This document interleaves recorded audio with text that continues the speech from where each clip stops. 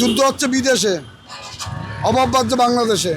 হ্যাঁ, আর এই তেল তো আজকে পরিপূর্ণ করলেও তো 2-3 দিন পরে আবার আমার নিতেই হবে। তেল তো আর রেখে মজুত করে রেখে দেওয়ার জিনিস না। মিরপুর টিরপুর সব ঘুরে আসছি, সব বন্ধ। আল্লাহ জানি আমাদেরকে দয়া করে দেশটার উপরে যে অবস্থা চলছে, আমরা সবাই বিপদে।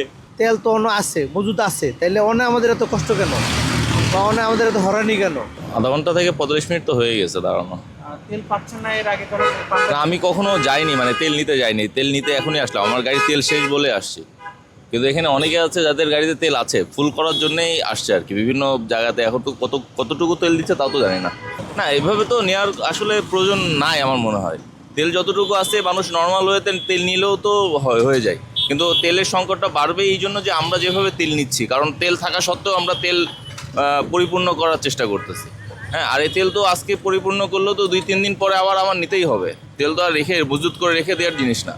তো আমাদের জন্যই এই সংকটটা আরও বেশি তাড়াতাড়ি আমরা নিয়ে আসবো, আমার কাছে যেটা মনে হচ্ছে। বৈশ্বিক সংকট যেটার জন্য হচ্ছে সেটা তো হচ্ছেই, কিন্তু আমরা আমাদের দায়িত্ববোধের জায়গা থেকে যে কাজটা করতেছি এটার জন্য আমরা বেশি সংকটে পড়তেছি সামনের দিকে। এটাই সমস্যা। না হলে আরও, যেমন আমার গাড়িতে তেল একদমই নাই। এখন আমি যদি তেল না নিয়ে বাসায় যাই, পরে আমি গাড়ি নিয়ে বেরোতে পারবো না। কিন্তু এখানে অনেকে আছে, আপনি দেখেন, যার মধ্যে তেল আছে কিন্তু ফুল করার জন্যই। কারণ হয়তো চিন্তা করতেছে সামনে তেলের দাম বেড়ে যাবে 10 টাকা, 15 টাকা, 20 টাকা। এই যে 10 টাকা, 15 টাকা, 20 টাকার জন্য এখন তেলটা মজুত করে রাখছে যতটুকু পারে। আমরা এই জাহাঙ্গীর গেট গেছিলাম, সেখানেও সিরিয়াল আছে। ফার্ম গেটের ওই পাশে, বাংলা মোটর ওই পাশে, ওই যে ওই জায়গা পাম্পেও সিরিয়াল আছে। তারপরে এই যে আসাদ গেট আইসি কলেজ গেট, এখানেও সিরিয়াল আছে। এই যে আধা 1 ঘন্টা ধরে সিরিয়ালে, এই যে এখন সিরিয়ালে তেল নিচ্ছি। তাও 2-3 ঘন্টা পরে এখন বলে 200 টাকা 300 টাকা তেল দেবে। এইটাই দুঃখ লাগে, কখন বানাবো আর কখন চলবে আল্লাহই জানে। అలాగే জ্ঞান হচ্ছে বিদেশে, যুদ্ধ হচ্ছে বিদেশে, অভাব বাড়ছে বাংলাদেশে। সামান্য তেল নিয়ে একটা সিঙ্কেট চলতেছে বড় আকারে, আর কী হবে আল্লাহ জানে। শুনতেছি 2 লিটার দিবে। 2 লিটার কীভাবে চলে? সারাদিন ডেলিভারি করবো, সামনে ঈদ। ব্যবসার তো মালিকেরও বন্ধ, আমাদেরও বন্ধ। বেতনের বাকি কীভাবে দেয় আল্লাহই জানে। ওনারা যদি এরকম করে ডিউটি না করতে পারলে তো বেতন দিবে না। মিরপুর টিরপুর সব ঘুরে আসছি, সব বন্ধ করে রেখে দিছে। এখন এখানে আসছি, এখানে দেখি ঘোরা শেষ। এটার মধ্যে প্রায় 200-200 বেশি আছি লাইভ, 200 পিছনে মিনিমাম 200 হবে, বেশি হতে পারে। জানি না কখন নিতে পারবো, আল্লাহ ভালো জানে। আল্লাহ জানি আমাদেরকে দয়া করে দেশটার উপরে যে অবস্থা চলছে, আমরা সবাই বিপদে। বিশেষ করে বাংলাদেশের অবস্থা খুবই খারাপ। গরিব মানুষ, গরিব দেশ, সবাই যেন ভালো থাকে, সবার জন্য দোয়া করি আল্লাহ যেন আমাদেরকে রহমত করে।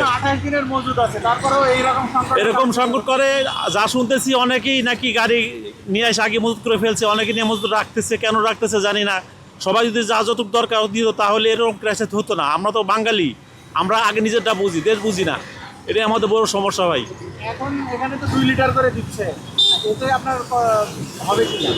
কিছু করার না তো ভাই, না হলেও তো 2 লিটার মধ্যে চলতে হবে। আমার বাসা যদি কাছাকাছি দেয় রুকের মধ্যে, আবার কালকে সিরিয়াল ধরবো।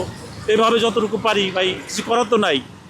দিলে তো কোনো সমস্যা ছিল না, যেহেতু দিবে না, আইন হয়ে গেছে, সে তো মানতেই হবে, কিছু করার নাই ভাই।